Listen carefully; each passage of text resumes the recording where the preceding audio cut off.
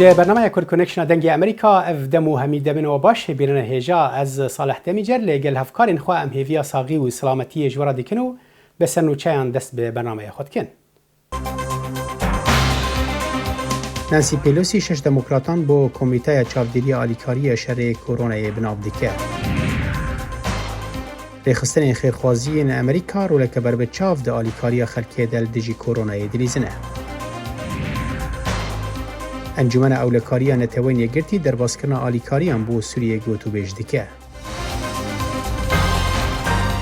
سروکا انجمن نوینران نانسی پیلوسی شش نوینرین دموکرات بنافکرین جبو اندامتیا کمیته کا چاودیری خشکرنا آلیکاری اندارایی شر کرونای اف کمیت دیوان پرین که کنگرس ترخان کرنه جبو شر ویروسا کرونا بشو پینو پشتراس بکه که او بگهن جهن درست.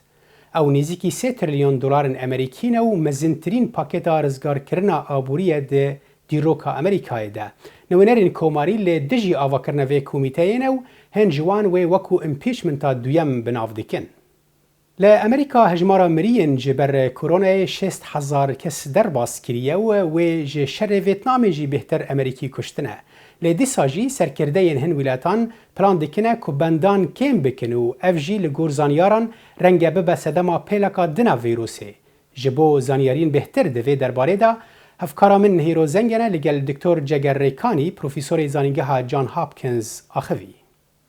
براستال دیف آمارن نوین ولایت نیگرتین امریکا استا ام الگوبیت کنه ام الپیکا وبایه مشکی دیار وی چارتی دا آن وی کروی دا که تو برای خوب ده تایبتی اف خطا صور تو برای خوب ده امریکا گهشت یا گوبیت که یعنی که گهشت یا پیکی ال 19 هیوا 4 2020 یعنی بری تقریبا 10 روزان اوه راستی هندید گهینیتن که چند جمارا تختن خسته هاتینا بکار اینان که جمارا وان تختن هاتینا بکار اینان چند بونه هر وصان چند خدمتن تندرستی هاتینا ترخان کردن و هاتینا مزاختن جبو چراسریا نخوشن ویروس کرونا لی زورا گرینگی ام بزانین دیف وی چارتی بیتن حتی دیماهیکا هیوا 5 یعنی دسپیکا هیوا 6 جمرة حالات زور كيان ببيتن ودي بشي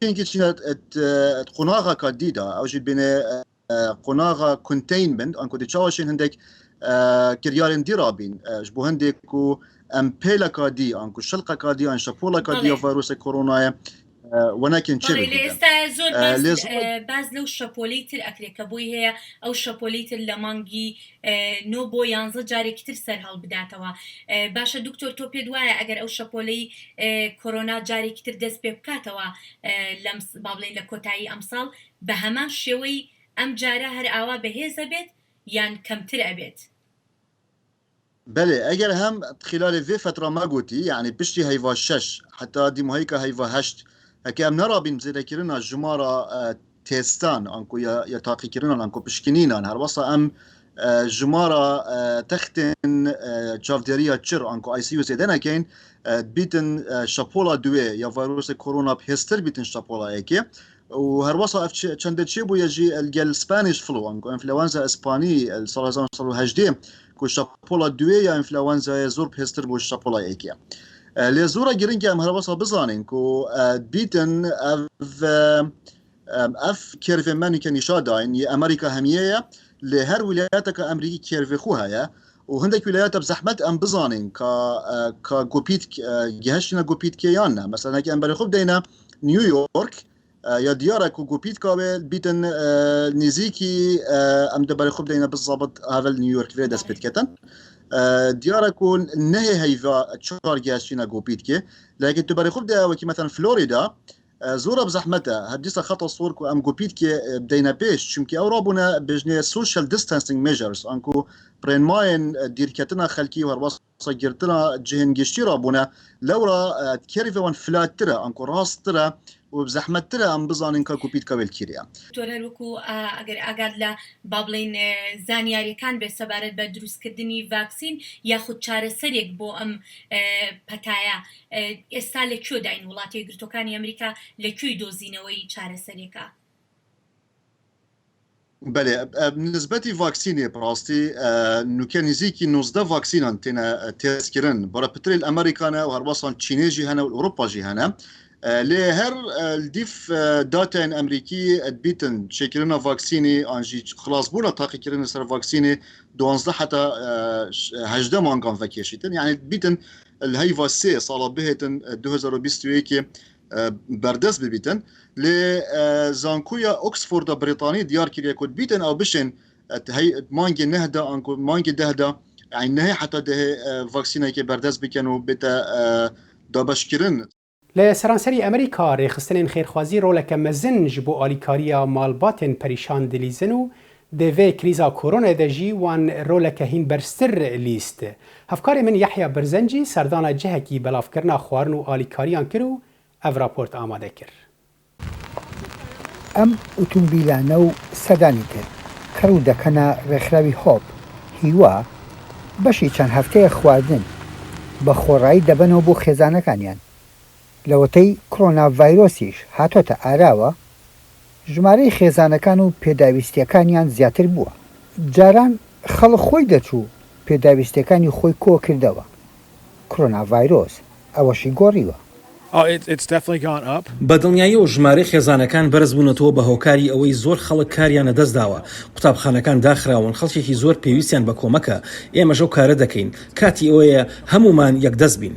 ڕۆژانە لە بازاڕە گەورەکانی ئەمریکاوە بەشی هەژارانیش دەدەن لەگەڵ هاتنی خواردەمەنی و پێداویستیەکان ئاچی ئەو خەڵکەی بە خۆبەخش کارەکەن دەست پێەکات جاکردنەوەی پێداویستیەکان و ئامادەکردنیان بۆ ئەو خەڵکانەی سبەینە دێن.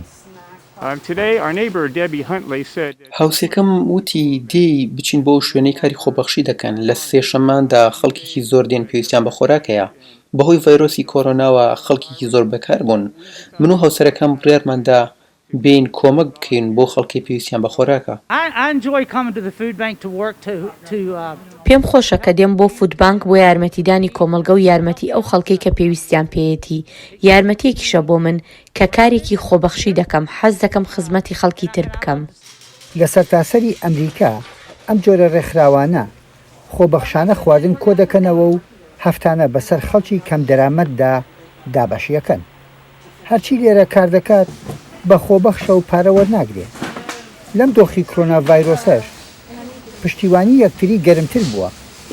ئەگەر کۆرۆنا ڤایرۆس زیانی ئابووری زەبەلاحی خست بێتەوە و زیانی زۆریشی بە مرۆڤاتی گەیاندی بێت وەلێ تا ڕادەیەکیش مرۆڤاتی یەخستووە.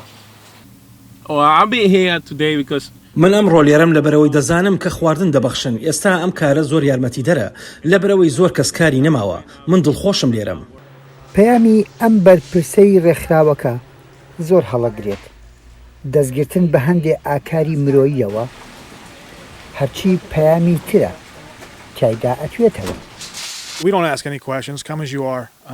هیچ پرسیارێک لە کەس ناکەین لەکوێوە هاتووە تەنها پرسیار هەواڵپرسینە. بەلامەوە گرنگ نییە باگراوندی ئەو کەسە چییە. پێویستت بە کۆمەکە وەرە پێداویستی خۆت بەرە. پێویستە هیوایەک بە یەک ببەخشین. ڕێکخراوی ئەم چەشنە تەنها کارەکان ڕێگەخات.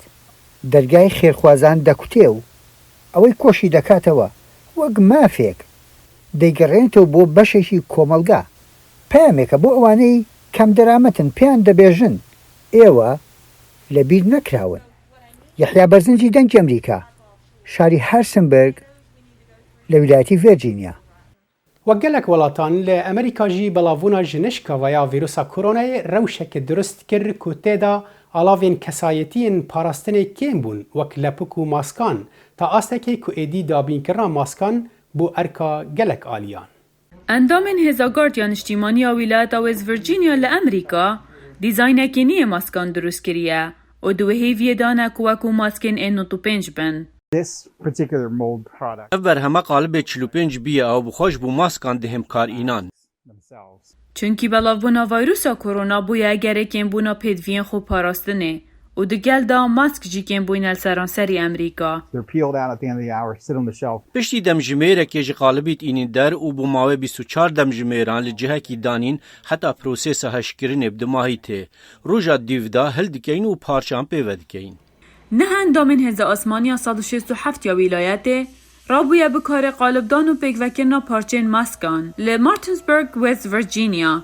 The masks are molded, then they're cleaned, and then the rubber's cut to go into the mask. ماسکên qalibdayî û paqişkirîne û ev parça metatîl gel filteran dikevîte maskê da. Me ew di prosesa qalibdanê da durust kirîne.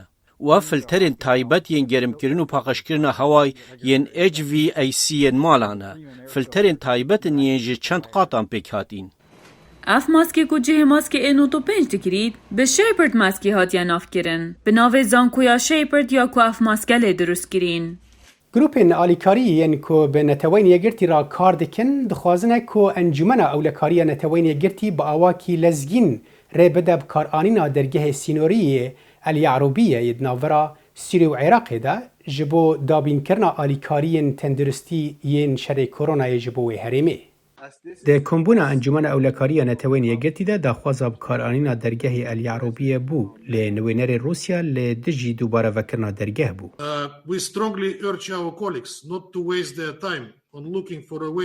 Em hevkarên xwehan didin ku dema xweş bû dubare vekirina dergehê El Yaroubiyê vala derbas nekin û balê bidin ser avakirina diyalogê di navbera ajansên alîkariyê û deshilatdarên Sûriyê da. Pêwîst nake hûn li deriyê deshilatdaran bidin, derî berê vekirîne ji bo alîkariyê. Redkirina vekirina dergeh ji aliyê Rûsya ve rastî rexneyên gelek endaman tê di nav de jî Amerîka. Essential aid is not reaching the front lines in both northwest and northeast. آلیکاریên bingehîn nagihan Bakurê Rojava û Rojhelata Sûriyê û sivîlên Sûriyê jî tûşî nexweşiyê bûyne. Niha bêşînwarbûyên Sûriyê rastî barê vayrûsî jî dibin. Rastî ew e ku vê encûmenê nekarîbû dergehê snûrî li gor biryara 2504 vekirî bihêle. Ev rêgirtin dê ne tenê şiyanên netewên yekgirtî û rêkxistinên nehukûmî snûrdar bike, lê belê dê bîte egerê belavbûna vayrûsa COVID-19 li wêr. Balyozê Sûriyê bo netewên yekgirtî Beşar Ceferî anî ziman ku hin endam pîvanên tund û yekalî wekû çek li dijî xelkê Sûriyê bikardînin û daxwaza rawestana wan pîvanan kir. Dîplomatên welatên Rojava dibêjin girtina dergehê El Yaroubiyê çel ji sedî ji alîkariyên tenduristî bo Bakurê Rojhilata Sûriyê qut kirin. Li Sûriyê ta niha 43 keysên vîrusa koronayê hatine ragihandin, di nav de jî keysek li Bakurê Rojhilata Welêt. Di teqîna bajarê Efrînê de ku herî kêm çel kes hatine kuştin, Wezareta Beravaniya Tirkiye hêzên yekîneyên parastina gel YPG tawanbar kirin û rêveberiya Xweser jî dibêje milîtanên alîgirên Tirkiye ev teqîn kirine. Çalakvan û rêveberê dezgeha Êzdîne Elî Îso ku li Almanya dimîne bi hevkarê min Dexîlê Şemora behsa vê mijarê dike. كاكي على السباس جبو دمي ويعني افتقينا لعفريني تشوفي بريشن روجا وجمارك مصنع سيفيلان تدا قرباني بون هريه قال لك لا يعني هريه كي تمام بعد ذلك بنمونه وزاره برفانيه تركيا دي بيجي افير باكيبو كورت دي بيجن اف كومالين سرب تركيا او تقين كريم يعني دفي بيني دا ام تشتي بجهنا ام تش بزعنا بنجبنا دم باشی شوارا دست که از پیشنهاد تاوینم هم بر شهید گناهکاری گل عفرین کتم براستی تخویا کرد یعنی اگر ام فرض کن صدام وان تقینا چوبو و کسی گو فایده دیتن جوان تقینا کی بون امی ویدمی زان بر پرسیف پرسیتا چیه براستی صدام گلکن یک جی او گود لدم داویه هیوید داویه گلک راپور جره خستن نف دولتی در کتن بحثا بن فکرنا گلدجی ملت سفیل چه دبل عفرینه و اجعالیه هزت رادیکالی و بالکاری هزت ترکیه اف راپورت گودر کردن دختکی مزن چکرن لسر ترکیه دختک مزن چکرن لسر هزت رادیکالی جوان راحت خویا کرن گو ایدی روزانه هجماری وان کرک العفرین کم ببیا کم ببا یعنی ام بحثا گود به هزاران دکن لهر گندکی کرک گو بصدان تنه بمانه جوان هزت رادیکالی اف گو جوان را گو ببا ترس کو بیجن انو تمام بلکی روزا کی وره هجماری وان که به ایدی کنترل وان سروی باجاره نمینه و کبره ایش برویا که افتقینا ایرو گودر کد جوان بو وک صدم گود جاره کی دی ننگ خل عرده خورد بکن جاره کی دی کار به بردوامی وان ببینه لسر عرده يعني تقول كمالان تاوان باردكي كوسر بالتركيا انا وان افتقين كليا قازان جاوان نقول شبه دناف مدنيان ده بكن شكو او مدزانن بۆ نمونە ئارمانجاوان تەدیەپەگەیە ئەو هێزیندین کوردینە یان هێزین کوردینە لەێنێ بله پیام دشین اونا پیام دشینش جواکی نفدولتی رو گو اف دباره نه آرامه دخوازن گو تنی اف هیزید رادیکالی دهندر وی دباره دا بمینن او کنترول وی باشاره بکن جبو جواکی نفدولتی رو بیجن به ما اف دباره به آرام دبینه جی اف یک ایدو دیجی دخوازن گو تهجماره که هین زیده تر جملتی می سفیل بگرن بخنه زندانا وان لیدانه بدن جبو وان جی پرا بستیرن هر وها جی کاره بن هجماره که هر ایمازن جی کرده می جاره که دی گو چبر بکن یعنی اف جواره دبس صدام گو به هجمارك مازنش كرد ما بكرن جوارا بيجن قوة في تقينة إيرو العرض تشيكي لام تشتكي ديش بير نكن يعني أف هيزد راديكالي روجانا تعديد دنا هفجي يعني أف هيزد راديكالي نجي سر دنجا كينا نجي لسر بريارة كينا أري أو نا بريارة خوجيش تركيا دستينا لهروها جارك دي أو نا دنافا خدا نل سر اتفاقا كينا جبر فيها كي أف تيخو ياكرن قو أو نا بفي كاري رابونا صدام وی کاری وانجی گلکه دخوازن بگن ارمانجی که گو اونال جی خل عرضه بگرن عفرین ببینن حیا به هیف پیشتا یا سال پیشتا ببینن يعني كاكي علي امزانن افچنده چندین سال شرد سوريا ده هيا قالك جهان ده شر هيا قالك لايان كتن سوري ده لأفشي وي تقينا بشتي مثلا بشتي داعش أفشي وي تقينا نما أبو نها أفتقينا لعفريني بوي دناف بازار دناف مدنيان ده نشانك كو آراستيا في شري زانتن دو تيجيان برلايك دي ردي شا يعني شوبك نوا شرية تيخو يا كرن وليات تشتكي ديجا تخازن بيشم امش بير نكن يعني 2008 بشتي قود عفرين كاتا بندا قرقنا تركيا وهيزد راديكالي بسي هيفا جنكي ماي فاطمة حمكي جنكي كردي ازدي هاتا كوشتن قنبلة كي آفتنا مالوي امش بير نكن نرگز داتو بده في شكا هاتا كوشتن امش بير نكن حزاران سفيل ادناتنا كوشتن بحمور رنگي كوشتن يعني چر رنگي كوشتن الجهاني هنا ابنا هیزد رادیکالی العرضه پیک آن لسری سفیلش بر ویا که اف تقینا از دبینا گو رنگ که جوار رنگ کشتن یه گو هیزد رادیکالی پیراد من روجانه العفرینه روجا که دجدا کردن ترکیه حیا روجا ایرو کار وان خباطا وان رنگ کشتن وان گیش به وی رنگی براستی بله که علم گل که سپاسیت کن علی ایسو ریوبری سازیا از دینا لالمانیا و چالکوانی کردی عفرینی گل که سپاس جبو واجی جه دما روخاندنا رژیم صدام حسین سال 2030 و ایران هجمونیه که دیار لعراق هیا و سرکرده وی ولاتی کاریبون پیوندین آینی و چاندین هر دو ولاتان و سینور دریج دناورا واندا بکار بینن جبو ویکی. هفکاری من بلین صالح و مجاره لگل شارزای روجلات ناوین لپیمانگه امریکیه آشتیه سرهنگ حمد سعید گوتو بیجدکه.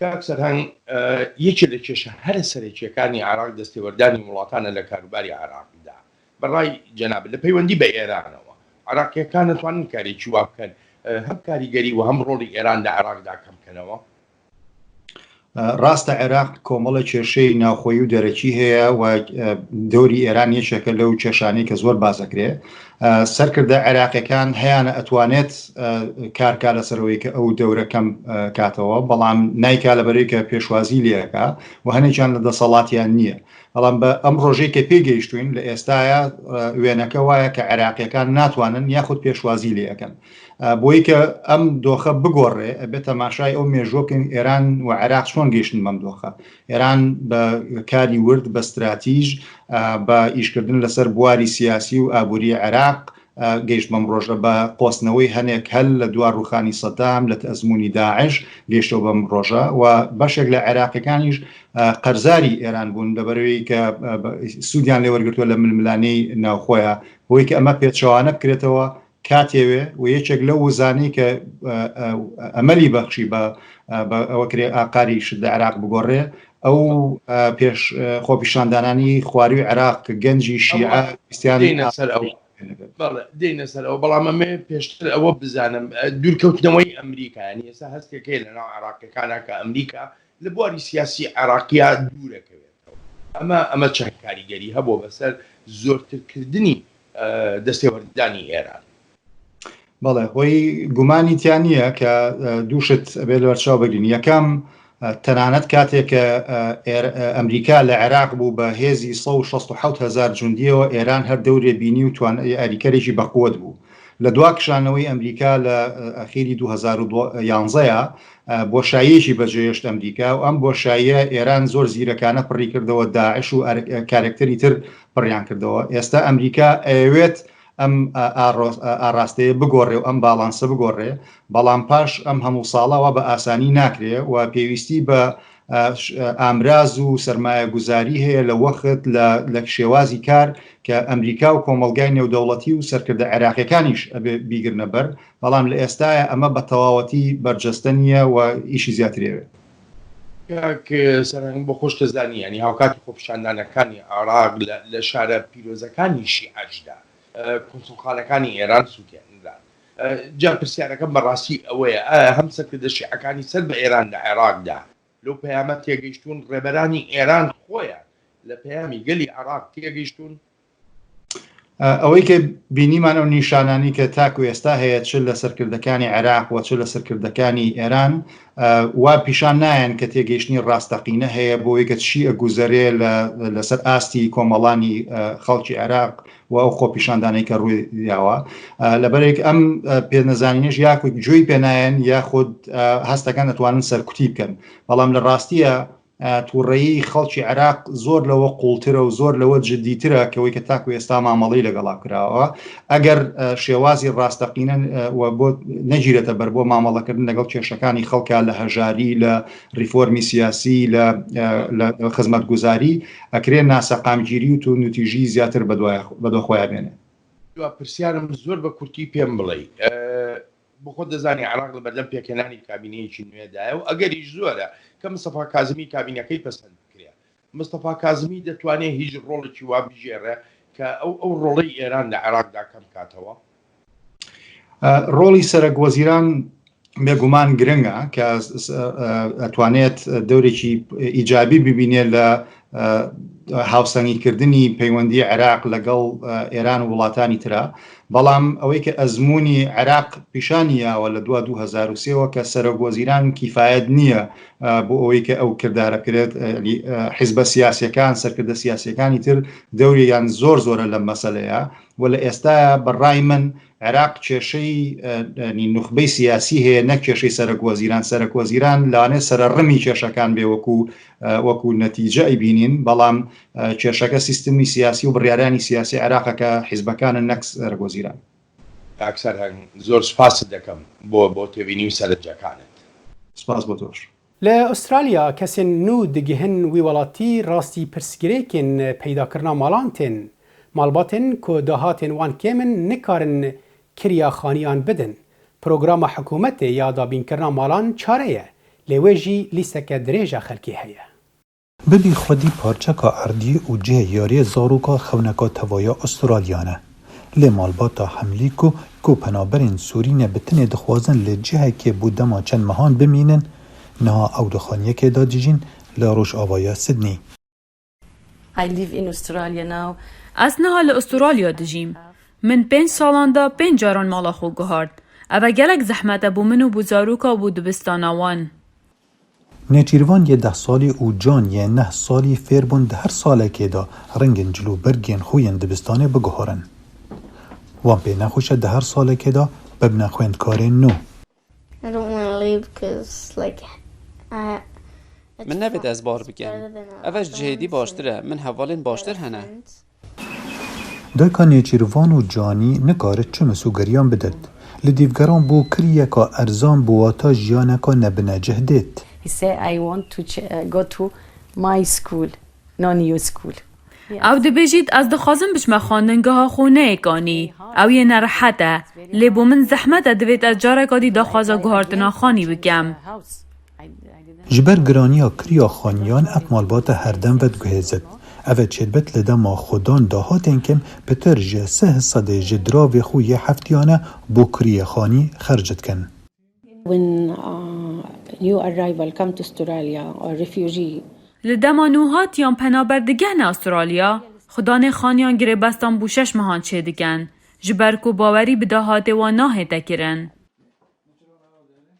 Bo zor kesan ew ê nikarin kiriya xaniya xwe peyda bikin programê alîkariya hikûmetê çareseriye. پتر جه 6,000 کس دلیستا پروگرام آکنجی کرنا ولایتا نیو ساوت ویلز دانه. پشتی 5 سالان خانیک به دسته و مالباتی تکوید. I live and I didn't change. از هیوید گم جارکادی از جه خونه گهورم. کارمند آلیکاریا جواکی مروت ترزی پنابران لسر سیستم بجهبون فردکت و دبیجت خانی نشان آکنجی بونه لأسترالیا. So if I live in an area. اگر از الجهکی بجیم از فیری دورد بم از فیری جواکید بم فیرد بیتا ولات من. لگور راپورتا وسترن سیدنی کمیونیتی فارم 300 جخل که دورا روش آوای سیدنی جبر بهای گرانی کریا خانیان دنالن. اوکو جبر اوین آلیکاریا حکومت واردگرن دکبن برزیانا هرمزن.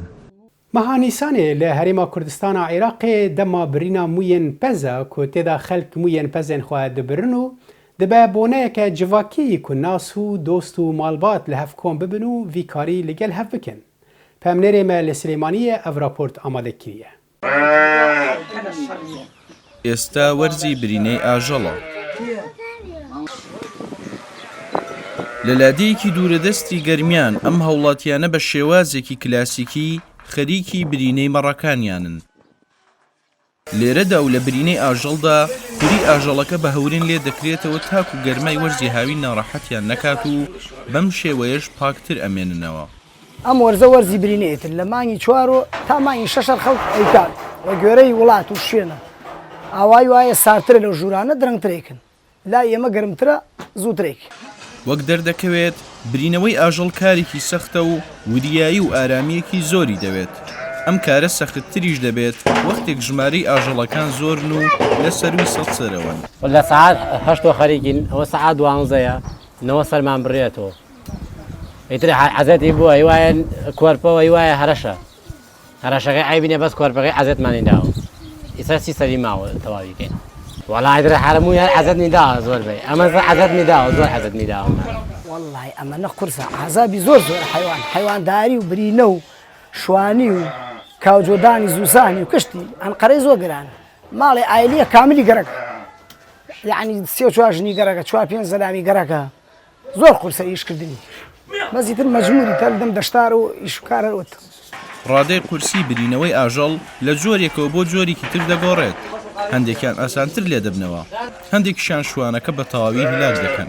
مەڕێ برینەیەدا عازابی زۆر زۆر وەکو ئەوەی سەکە دیتان بەدەست منەوە مەڕیشەیە مەڕی قسر مەسەلەن بەهاری چاکی بێ بەهار تێرگیا بخوا کاوجۆی زوسانیش کاوجۆی چاکی بدەیتێ لە بەهارە برینەی شاکەدا بەس ئەگەر خزمەتی نەکەیت و باران کەم بوارێ و بەهار نەوێ برینەی کەمەدا وەکەلک نایە عازاب و زۆرەدا بەرخی شەیەتر لە مانگی 4 و 5 بەرخش لە دایکە بڕێتەوە دوای برینەیەکەن هەیە بۆ داشدایە لە بەرخەمیانە. بۆ ڕوبەڕووبوونەوەی ئەم سەختیەی برینەی ئاژەڵ پرۆسەکەوە کۆبوونەوەیکی کۆمەڵایەتی لێ هاتووە و هەرخاوەن ئاژەڵێک لەم لادیانەدا گەربیەوێت برینەی ئاژەڵەکەی بکات خزم و دۆست و هاوڕێیانی کۆ دەکاتەوە و بە هەرەوەزی دەیگەێنە ئەنجام. ئێسەمە کشتی دراوسێ و برای خۆم و ئامۆزایە واتنەی هەرمیاندا بە تەنیان نەفەر و 2 نەفەر ناکری چونکە ئیشی قورسە زۆر قورسە پشت دەژان فەقەرات ژانەکە ملی ژانەکە کۆڵنجێڵەسیە ئەبێ حتا زەلام زۆر باشتر ئاسانترەکەی. شوانەکان باز لەوە دەکەن ئەو خوریەی کە لێ دەکرێتەوە جاری جاران پارەیەکی زۆری دەکرد بە حکمی ئەوەی بۆ چەندین بەرهەمی جیاواز بەکاردێتەوە. بەڵام ئێستا کەس لیان ناکرێت و لەو دەرودەشتەدا فڕێی دەدەن. ڕێباز مەجید دەنگی ئەمریکا گەرمیان. بنر هجا لور کورد کنکشن به داویت لخوا مقایت بنو بمینن دناف خیر و خوشی.